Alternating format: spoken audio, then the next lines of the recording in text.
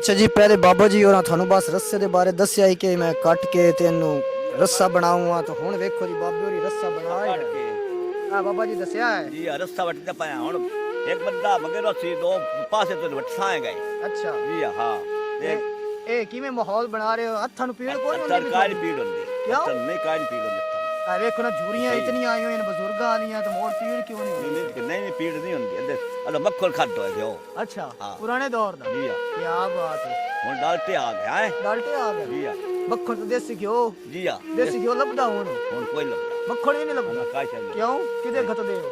दूध बेच छड़ दे रखले अच्छा पीपे में ले जाम चाह पी अच्छा है वेखो जी ना होना है बाबे होरी जी नाल नाल ला रहे हैं तिल्ला एक एक करके।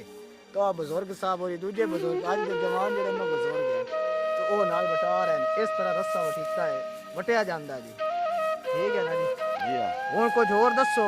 हुण जनाब जी रस्सा बरसात नक बरसा गान अच्छा नक हाँ मरसा जी है। हाँ वो नक क्यों मार दे? नक बार भाज बग दिया काबू कर दिया अच्छा हुण दे बंदे काबू है कमजोर है नहीं तो काबू रख अच्छा हाँ तुसी काबू कर लेंदे हो हुण? कर लेंगे हुण भी? जी हाँ क्या बात है। असं चलो काबू जी कर लेंगे जी हाँ इस पार्ट चों थानू रस्सा भी बनदा भी खा छड़िया जी। जी हाँ